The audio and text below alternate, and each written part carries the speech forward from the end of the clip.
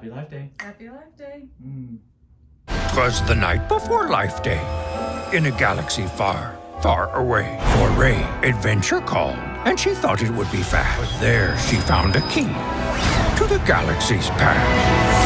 Sorry! Oh, this is so cool! You're Palpatine? I don't believe it! Master Skywalker. My son. I mean, these binary sons. As everyone knows by now in Narcotic Casserole, we celebrate Life Day and have done for a very long time. So you can imagine our joy when we found out that Disney Plus, in collaboration with LEGO, was going to give us another holiday special on November 17th. We love Star Wars, we love LEGO, we had to talk about it. It's Life Day. Rey needs to go to a temple. Shenanigans happen. Save the universe. Back to Life Day for presents. Time jumping shenanigans, we might add. Yes. Yes. We're just going to everywhere. And knowing about the world between worlds from Rebels, it's like, oh, this could happen, like in a shenanigans Lego-y way, which is exactly what we got. Now, for anyone who's ever played or watched anything Lego related, especially played the Lego Star Wars games or the Lego Indiana Jones games, this special actually feels very much in tune with those games. Like, it has that same kind of innocent sense of humor, but it has that right level of geek cred. Now looking into serious business, Lego. Yeah, this is not trying to reinvent the wheel. This is not trying to revitalize the canon or anything like that. This is just a Star Wars special made by people who have a love of Star Wars and who just want to throw everything but the kitchen sink in there. I think they did throw the kitchen sink at some point. I think they did. I'd have to look again to watch. If you like the Family Guy episodes of Star Wars, it's kind of got that sense of humor. I will say Palpatine rivals Robot Chicken. Like, Lego Palpatine kind of rivals Seth MacFarlane's Palpy. It did kind of make me sad that Seth MacFarlane didn't loan his voice out to this. It would have been... Because the way Palpatine acts is kind of alike. You think maybe you could put a shirt on? This is Palpy that we love. Yeah. We love that sarcastic, he goes into the future at one point, he's like, hey, how's everything going? Is it great? And they're like, The second he finds out, Vader betrayed him. He's like shaming Vader constantly. Oh. It's so fun. He's shaming Vader even before he finds out, because Vader gave him a really sweet mug saying "World's Greatest Emperor." I kind of want the mug. Can they make that mug? Is really comment section. Does anyone know if that mug's gonna be made? Yeah, it does focus a lot on the sequel trilogy because it sets off from that point. But if you love the prequels, there's callouts. They have Mandalorian callout in it. They got OT. Everything gets love. Yeah. They also have no problems pointing jokes where the jokes need to go. I will flat out say my favorite moment was, of course, Kylo without his shirt dancing around, which I probably see him doing, and then Hux showing up to give him some kind of news and can't get over the fact that he's shirtless. Yeah. And it was just so awkwardly hilarious. Thank God that this was done by Disney, because if this is done by the people who did Star Trek Lower Decks, we would have had Hux basically saying that he's got cum gutters. So thank you, Disney. Thank you, Disney, for keeping doing that. Please don't. It was good fun. Yeah. And there's absolutely nothing wrong with that. Yeah, this is just a big, full-blown holiday-themed fangasm. In a way, it's kind of like the antithesis to what the legendary holiday special did, where that one really was trying to do something drastically different.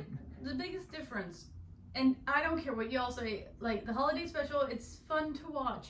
Yes, because you're probably drinking and you're laughing at it. Try and sit and watch it, bro. Yeah. It's boring as fuck. Yeah, in fact, you have visual evidence. You can actually go back and watch us getting drunk and watching it, because that's really the best way to. The only way you really can, or some commentary like riff tracks or someone helping out. With commercials. Always. It's just nice to have a holiday special that honestly offers a nice sense of variety of what you want to watch when it comes to a holiday themed and when you want to dabble in your own enthusiasms. In this case, your enthusiasm for Star Wars. If you didn't know a lot about Star Wars, it's funny, it's cute. But if you know more, there's a lot of call-outs. I mean, yeah, Chewie's family shows up. And I was like, I just saw a Lego version of Lumpy. Lego version of Lumpy. Yeah. Lumpy, Mala, and Itchy are all there. There's, little jokes like the clones jinxing each other because they keep, man, what? You thinking the same thing I'm thinking? It's like, they're clones. But like, if you knew they're clones, that's the joke. Yeah. Of course, they have the Baby Yoda child joke. So cute. The thing that really worked for me about this one is that even though this is just a fun Lego parody, this still felt true to all the characters. Of course, with Poe Dameron freaking out over having the best life day ever.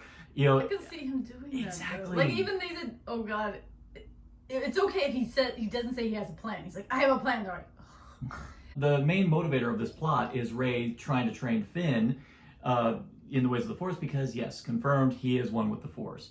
So she's trying to train to be a Jedi, but it was nice seeing him actually being all... You actually got to see a very strong emotional arc with him being all crestfallen that Rey's shaky and whether or not she can train him or not. It's actually kind of sweet. You kind of see like she really wants to be a good master for him. He doesn't really...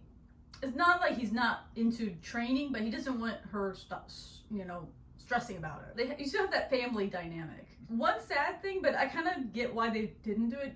Leia is not really in this at all. I kind of think maybe they just felt out of respect for Carrie Fisher not to make any kind of jokes with regards to Leia's character. I mean, because oh man, do they have some fun with Luke. And even Han gets some moments. They got a lot of fun with Luke. Yeah. Of course, they did sneak in a Han shot first moment. Solos? You want to shoot first? After you. They even snuck McClunky in there. They did, and I was like... I kind of laughed I love the fact that that's a controversy that only happened just like last year, and yet... And you can thank Lucas for it too, by the way. Yeah, you think, yeah. It wasn't Disney. Is now a beloved part of Star Wars lore that people are heckling it and making appearances in there. I mean, you get some of the classic voices came back. Billy D. Williams pops in again. I will say the stand-ins for Daisy Ridley is insanely good. I was actually kind of floored. I actually thought it was Daisy Ridley for a bit. But we got Kelly Marie Tran popped in again. So and they actually gave Rose more to do. Yeah, she actually had more screen time than she did in Rise of Skywalker. Yeah. I'm just amazed by the fact that some of the jokes in there, even some of the Easter eggs in the background, are made uncompromisingly, like for people who know that the hardcore fans are going to watch this and they're going to pick up on it. Because I'm a sucker for 2%er jokes. I love the jokes that cater to just one or two people, because if you're one of those two people, you're going to go nuts. I'll watch it. I'll watch it regularly. It's adorable. Yeah, it's charming and it's absolutely delightful. I mean, it's actually, in a way, this would be a good one to pair with the holiday special in the sense that it's kind of like the cleansing to your palate after watching the holiday special. But, it would be a nice capper just to kind of laugh, but actually laugh at something that's meant to be funny and not something that's so bad it's funny. hilarious. I still never thought I'd ever see a Lego version of any of Chewie's family. I'm just still kind of in shock. I kind of love that they are so shamelessly eager to canonize the holiday special, even when Life Day was mentioned in The Mandalorian, and even the fact that the B. Arthur's character from the Cantina is actually in the From a Certain Point of View collection of stories. The fact that they are actually like littering in, and I feel like they're like, okay, we bought this from Lucas, we're gonna have some fun. Exactly. Like, come on, people will just have a good time with this. I admit I would have loved it if Hardy Korman stab, whip, carry. I would have lost my mind. I still just don't get, why would a Wookiee wear an apron? Yeah, they're practically. Yeah. I guess any kind of hot liquids that land on the crotch area on fur, I guess, would be like kind of like a lingering high heat that would stick. But they don't wear clothes anyway. Why suddenly is it an important? Never mind. I mean, maybe Stu just mats fur. I don't know. I also didn't think Wookiees cooked like that. Yeah. I don't know either. I'm not that hairy down there, and I don't cook naked, so I'm never going to know the answer to this question. Thankfully, the Lego one doesn't get into that, thank God. It just mainly spends the time bemoaning burnt tip yips, so... Yeah, which is funny, because I just know that from Galaxy's Edge. Yeah, that's another thing. They even make nods to Galaxy. They talk about Batuu. Yeah, that's where Vader picked up that gift for Palpy, that Batuu. And I'm like, wait, Vader went shopping? Yeah, nice job of self-promoting there, Disney. So yeah, good job there. Hey, but it's totally worth it because Batuu is amazing. Star Wars needs to be fun. It needs to be silly. This is the perfect answer to it. Yeah, and honestly, if you're getting too uppity about the fact that it's playing itself so silly and all that stuff, it's Lego.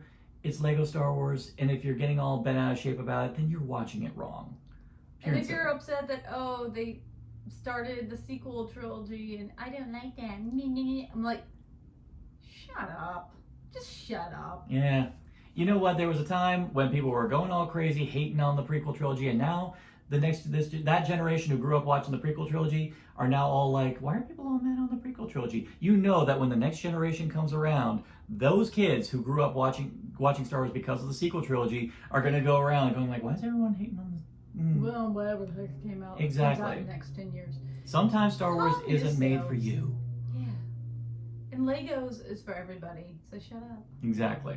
And if you hate Legos, then Then you're just a messed up person. yeah, you're just a messed up person. That's just easy. I'm a 38-year-old man pushing 39, and even I still play with Legos. They're expensive. We know who are buying the Legos. Keep making them so damn awesome. You know, can you blame Oh, me? no, I don't blame them. But I mean, look at these.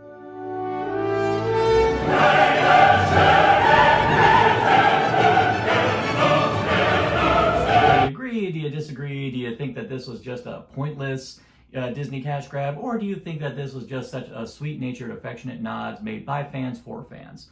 Leave it in the comment section below. And for more festive content on Narcotic Casserole, simply like, share, subscribe, click. Thou shalt be served. And happy Christmas, Hanukkah, Kwanzaa, Life Day. A time of joy. This is Hooray! of friendship, of family. it's hot. I'm drinking it right now.